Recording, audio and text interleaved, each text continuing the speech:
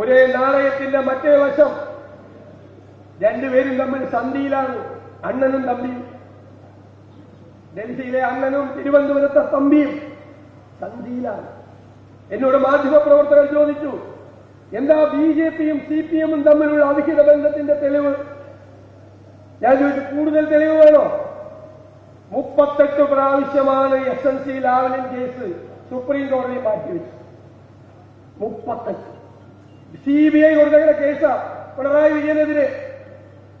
38 പ്രാവശ്യവും CBI വക്കീല് ഹാജരായില്ല. അടുത്ത മാസം വെച്ചിട്ടുണ്ട്. അന്ന് CBIയുടെ വക്കീല് പനിയായിരിക്കും. ധാരണയാണ്, തമ്മിൽ ധാരണയാണ്.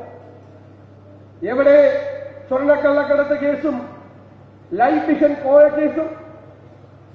മുഖ്യമന്ത്രിയുടെ പ്രിൻസിപ്പൽ സെക്രട്ടറി ജയിലിലാണ്. ലൈഫ് മിഷന്റെ ചെയർമാനാണ് മുഖ്യമന്ത്രി പിണറായി വിജയൻ. പിണറായി വിജയനെ നിങ്ങൾ അറസ്റ്റ് ചെയ്യണ്ട, ചോദ്യം ചെയ്യണ്ട. ഒരു മൊഴിയെടുത്തോ ഏതെങ്കിലും കേന്ദ്ര ഏജൻസി? എടുത്തോ? എടുത്തില്ല. ഇയാളായിരുന്നു അതിന്റെ ചെയർമാൻ, ചെയ്തില്ല.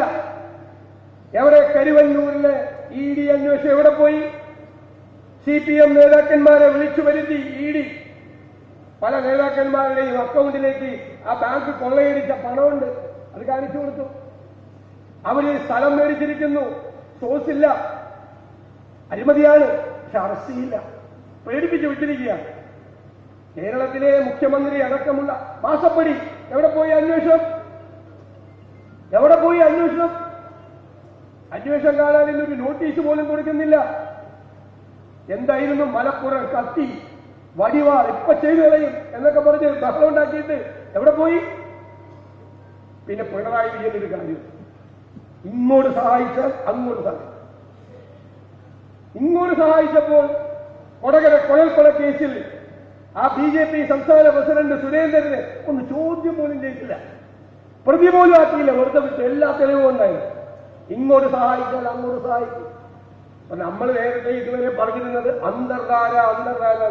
ഇനി ആ വാക്ക് ആരും പറയണ്ട, അതൊക്കെ രഹസ്യമായിട്ടുള്ള കാര്യങ്ങൾക്കാണ് അന്തർധാര എന്ന് പറയുന്നത്. ഇപ്പോഴുള്ള സ്ഥിതി എന്താ? ഇപ്പൊ ബിസിനസ്സാണ് ഒരുമിച്ച്. CPMന്റെ കേന്ദ്ര കമ്മിറ്റി അംഗം LDF കൺവീനർ EP ജയരാജന്റെ റിസോർട്ട്, വൈദേകം റിസോർട്ട്, അത് കേന്ദ്രമന്ത്രി രാജീവ് ചന്ദ്രശേഖർ അദ്ദേഹത്തിന്റെ നിരാമയ റിസോർട്ട്, ആദ്യം EDകയിൽ അല്ല ജയരാജന്റെ റിസോർട്ടിൽ. അപ്പൊ ചിറ്റപ്പൻ അറിയാം എങ്ങനെ സെറ്റിൽ ചെയ്യണമെന്നറിയാം.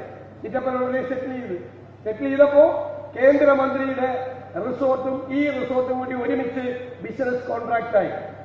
അപ്പോ രാജീവ് ചന്ദ്രശേഖരന്റെ നിരാമയയും ജയരാജന്റെ Vaidekam കൂടിയപ്പോ Niramaya Vaidekam റിസോർട്ടായി. CPM BJP resort എന്ന് പറയുന്നത് പോലെ നിരാമയ വൈദേകം റിസോർട്ട്. അപ്പോഴാണ് ജയരാജൻ വന്ന് പറയുന്നത്, എന്താ പറഞ്ഞത്? കേരളത്തിൽ നിരവധി സീറ്റുകളിൽ BJP 2ാം സ്ഥാനത്ത് വരും. അപ്പൊ ഞാൻ ചോദിച്ചാണെന്താ, LDF കൺവീനറാണോ NDA കൺവീനറാണോ? കേരളത്തിൽ ഒരുപാട് സീറ്റുകളിൽ BJP 2ാം സ്ഥാനത്ത് വരുമെന്ന് പറഞ്ഞാൽ അതിന്റെ അർത്ഥം എന്താ? അത്രയും സീറ്റുകളിൽ LDF 3ാം സ്ഥാനത്ത് പോകുന്ന അല്ലേ? അതല്ലേ കണക്ക്? അത് LDFന്റെ കൺവീനർ എന്ന് പറയുക, ഞങ്ങൾ ഒരുപാട് സീറ്റുകളിൽ 3ാം സ്ഥാനത്ത് പോകുന്നു. അടുത്ത ദിവസം നിർത്തല്ല, NDAയുടെ സ്ഥാനാർത്ഥികൾ BJPയുടെ സ്ഥാനാർത്ഥികളൊക്കെ ഗംഭീര സ്ഥാനാർത്ഥികളാണ്. ആരാ പറയുന്നത്? സുരേന്ദ്രനല്ല. സുരേന്ദ്രനും ബാക്കിയുള്ളവർ വെറുതെ നടക്കുക. A ക്ലാസ് എന്ന് പറഞ്ഞ സീറ്റുകളൊക്കെ വഴിയിൽ പോയ ആളിലും ഇന്നലെ വന്ന ആളിലൊക്കെ കൊണ്ടുവരും. വെള്ളക്കൂരവും മറവ് വെട്ടും ചെയ്യണമാരൊക്കെ പുറത്താണ്. അവര് പറയില്ല നല്ല സ്ഥാനാർത്ഥിയെന്ന്. ഒറ്റ BJPക്കാരൻ പറയില്ല BJPയുടെ ശരിയായ BJPക്കാരൻ സ്ഥാനാർത്ഥി നല്ലതാണെന്ന്. പക്ഷേ LDFന്റെ കൺവീനർ പറയാം ബസ് സ്ഥാനാർത്ഥിയാണ് BJPയുടെ. ഇതൊക്കെ ഈ പാവത്തിനെ കൊണ്ട്, ഈ ചിറ്റപ്പനെ കൊണ്ട് ഇതെല്ലാം പറയിപ്പിക്കുന്ന ആരാ? പിണറായി വിജയൻ. കാരണം എന്താ? BJP പേടിയിലാണ് കേരളത്തിലെ മുഖ്യമന്ത്രി ജീവിക്കുന്നത്.